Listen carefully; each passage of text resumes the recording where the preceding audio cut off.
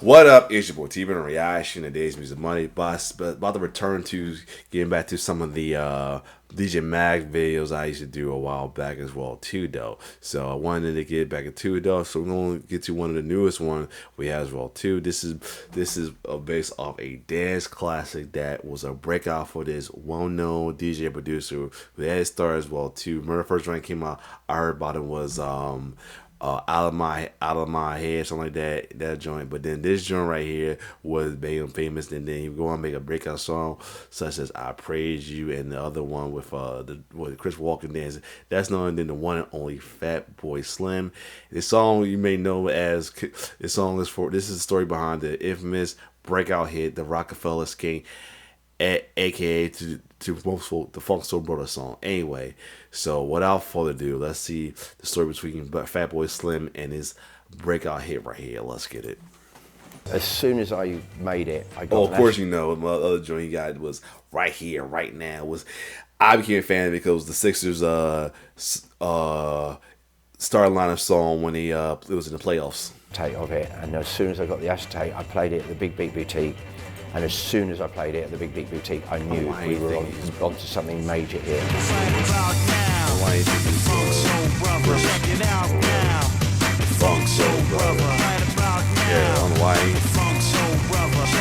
Weapon of choice, that's what's called. Good morning, good evening, good afternoon, and good night. My name is Fatboy Slim, and this is the making of Rockafeller Skank. I became Fatboy Slim because I think I'd outgrown being in bands. I was like 15, 20 years into my career, and I'd finally realised that I'm a better DJ than I am a bass player or a songwriter. Okay. I was touring with Freak Power, and not many people were coming to see us. And all right. It was costing me tons of money. And then I realised if I DJ'd like... Here's the thing, I like to go on Wikipedia to see backstories about these that go a long way as well too. He been doing this thing since 1979. That I did not know. Wow. Times as many people would come. Damien from Loaded Records. Yeah, he was right. He's part of a good amount of bands before he broke out on his own. That's pretty cool right there. Launching a label called Skank, and he had this idea of like the music that I was playing in my DJ sets, which was not house music, but it was kind of based on the energy of house, but using hooks from pop records, beats from hip hop records. There was this kind of other thing that became known as Big Beat. At the time we didn't realise. We were just looking for something else to do, and Fatboy Slim was the outlet for that.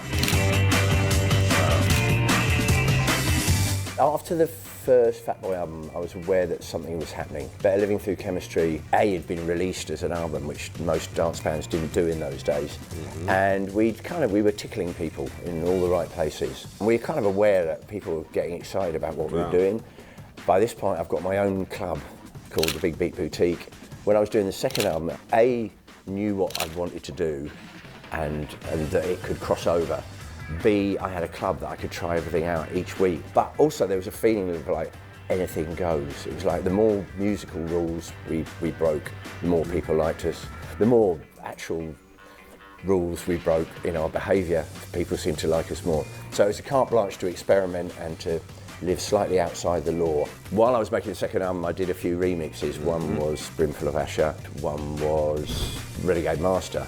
And both of them were like, they got in like the top 10. Okay. And so by the time the second album was coming out, we kind of knew this could break through into the charts, and hopefully this is what will happen with the next album. I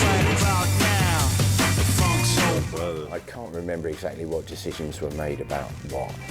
All I know is that I was playing every weekend, and then come Sunday night, I wasn't capable of operating any heavy machinery or driving or anything. So all the ideas that had come out of the weekend's DJing would then go into the studio. So Sunday night till about Wednesday, I would just be locked in the studio, feverishly beavering away. It's weird because that's like probably the most successful album of my whole career, and it was the easiest to make. It was like no soul searching, it was just like instinct and being in the right place at the right time musically. I made Praise You, Right Here and Right Now, Rockafeller Skank, and Always Read the Label in the same 2 or 3 days. It's crazy. I didn't think that Praise You was in the same album. I thought that came out the next album, but wow.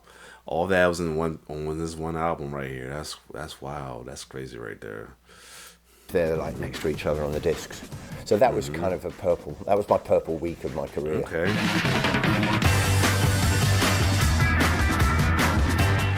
The element that came first in Rockafeller Skank was me ripping off a record that I was severely impressed by. There's a record by the Natural Born Chillers called Rock the Funky Beat. If you really like to rock the funky beats, rock the funky beats, the funky beats. Okay. If you really like to rock the funky beats, the funky beats, rock the funky beats. When I heard that, I was just like, that is so clever, because they'd taken, I think it was Chuck D from a Public Enemy live thing, and he just said, if you really want to rock the funky beats, and then somebody had chopped it into syllables and obviously had each syllable on a keyboard, so you go, if you really want to rock the funky beats, funky beats, funky beats, beats, rock the funky beats. And I just heard that record, I was thinking, what a brilliant idea. And I had this record called Tracks of the Vinyl Dogs. Check it out right about now. It's no other than the Funk Soul Brother, the Lord Finesse. And you're welcome to the world of the vinyl. Lord Finesse. So he sampled Lord Finesse for that vocal. That's pretty awesome right there. Shout out to Lord Finesse right there. Dogs right about now. Wow. So if you're digging, peep how we do it like this. And it was introduced by a rapper called Lord Finesse. Yep. And I was thinking, right, what happens if That's you chop these syllables up? And I got this rhythm right about now, the Funk Soul Brother. But the rhythm was fast. You know, I've been making sort of hip-hoppy records at 105 BPM, housey records at 128 BPM. This is like 170 BPM, so it's like, it's either got to be a drum and bass record, and I'm thinking, I don't want to make a drum and bass record, but then I remembered the night before, I'd played this Northern Soul record by the Just Brothers called Sliced Tomatoes.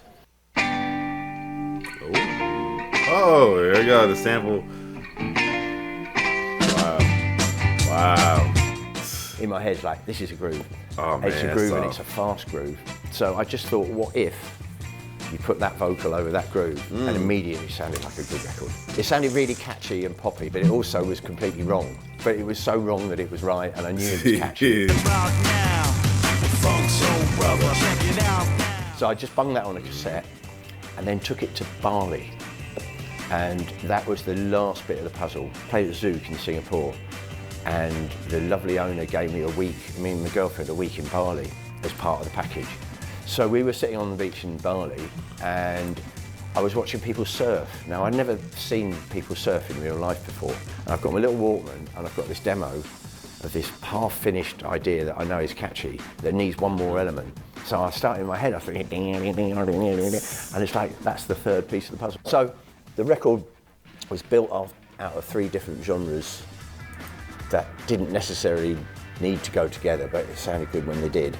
It wasn't difficult to clear the samples. The only difficulty was Lord Finesse. Because it was a bootleg, we went and cleared it with what we thought was the owner, and then Lord Finesse came and said, are you going to pay me for that sample, by the way? We said, we paid you. And he went, oh, no, you paid somebody else. Oh, and no. They didn't give me the money. But we sorted him out. We cleared the John Barry sample, and we cleared the Just Brothers Sliced Tomatoes. Wow.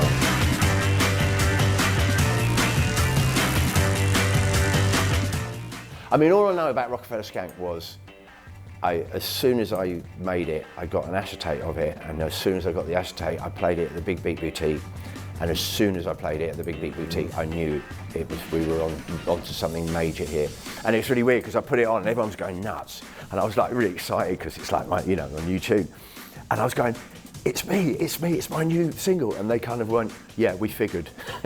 So it was like everyone in the club kind of knew where we were going to go next. The 3 records that broke me were Renegade Master, Brimful Master, and Rockafeller Skank. And they were like 3 in a row.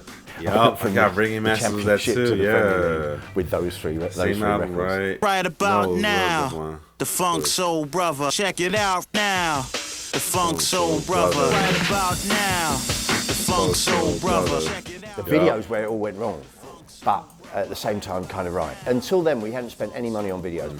So you go from like making a record and just banging out however many 12-inch singles to, oh, we need a campaign, and we're gonna, you know, and we're gonna make an album, and we're gonna make a video, and it's gonna cost £50,000. I'm like, hold on, we've just gone from no risk to £50,000. But when we signed to the American record company, and when they sniffed a hit with Rockafeller Skank, they said, we want to make a video. I got a treatment which sounded really good, that it was all it was one constant zoom, so everything that happened was one long zoom. You know, like in Jaws where they do the reverse focus pull. So we had booked to do that. I'd flown over to Los Angeles to do it, to film it, to do my little cameo. And we got there, and then it was just like a whole load of cliches thrown together.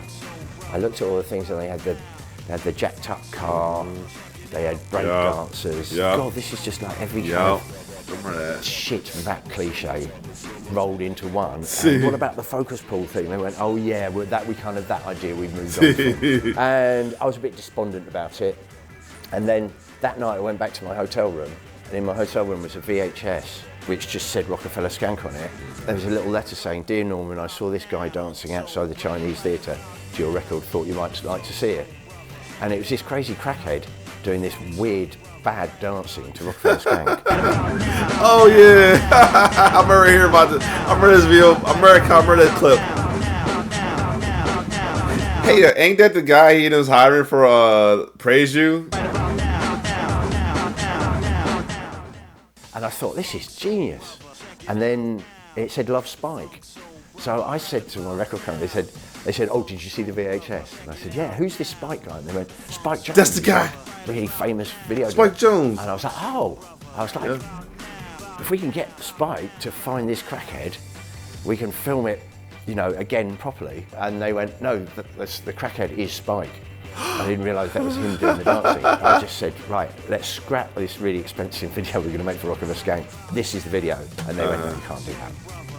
We've invested too much money in it already. You've got to go through with that. Well, but you can use Spike on your next single. Praise You. And obviously, you've probably guessed by now, and that's the Praise You video. Yep. The same idea, but augmented and developed. And I still never knew that was Spike Jones. Never knew that was Spike Jones dance. I knew he directed. That was Spike Jones. Yeah, I think this the guy from the video. No, it's Spike Jones himself. Starting under a pursuing name Richard Crawford, along with a fictional tourist dance community crew. That was pretty cool right there. How that is pretty cool. How that ended up being a nice little connection for his next video. Will ever be his biggest hit right there, and won a couple awards doing the Vietnamese Music Award for best dance, both choreography, direction, and breakthrough video. Makes me wince. It's just like every cliche that I hate thrust upon me, right down to the cowboy hat that they made me wear.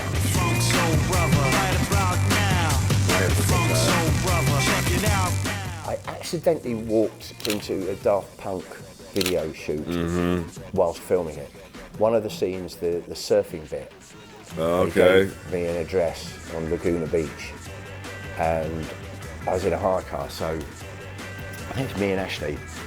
We drove down to this beach and we saw a film crew shooting a video, so we thought, oh, that'll be us. So we parked and we walked down.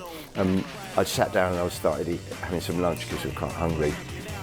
And nobody really sort of came up and said, oh, you're here, or hello. They'd got on with what they were filming. And then just as I saw two guys dressed as robots, just as I saw that, a guy came and said, excuse me, what are you doing? You know, are you part of the crew? And I said, actually, this is my video that they're filming. And they went, I don't think it is.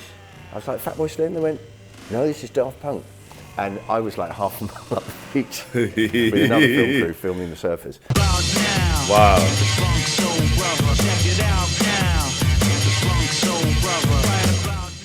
The trouble with Big Beat is at that time we were having so much fun breaking all the rules and breaking all the genres and trying to get rid of all the cliches.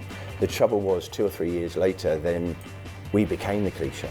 You know, we became the formula. I got offered a TV advert, which was good money, and it was to remix Elvis Presley song. Yeah. Conversation. Yup. I forgot he did that too. Yup. A sort of blueprint, and it sounded exactly like, you know, you just want Brimful of Usher with Elvis singing it, and they're like, yeah, pretty much. And I'm like, nah, not really, no. And then somebody else did it, and I heard that advert on the telly all the time. Oh, it wasn't him. Who did it? A little bit of conversation.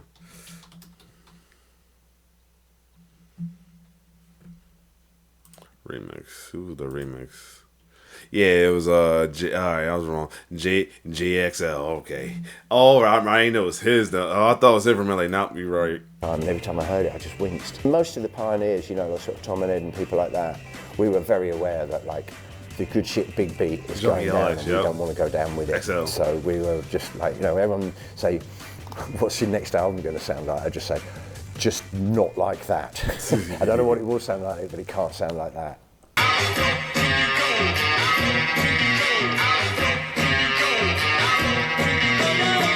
I eventually tired playing all my tracks, but you just can then mash them up in a different style. I never tire of the audience's reaction when they hear Right About Now, the Funk Soul Brother. Right. The whole room just moves. But in its original form, I haven't played it for many, many years, but we've got an acid house version, I've mashed it up with Twist and Shout by the Beatles. Satisfaction Skank is the bootleg that I did many, many, many years ago, which got bootlegged a lot, and may one day see the light of day, because that's one still got legs. So yeah, Satisfaction Skank is basically using Satisfaction by Rolling Stones as the backing track, rather than the Just Brothers. Right about now, the Funk Soul Brother. Check it out now, the Funk Soul Brother. Right about now, the Funk Soul Brother. Check it out now, the Funk Soul Brother. Right about now, the Funk Soul Brother. Check it out now, the Funk Soul Brother. Just the fact that if somebody in the room says Right About Now, someone else would go the Funk Soul Brother. Can't, Pretty much. Getting your way into people's consciousness like that much, you can't fail to be impressed and delighted by that. Yeah, this was a good episode right here, and finally how it led to one, and the other. Yeah, that's pretty cool.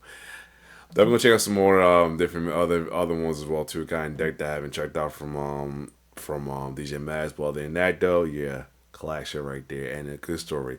If you like my reaction, like, share, subscribe to my YouTube channel. It's your boy T-Person, and all for one love.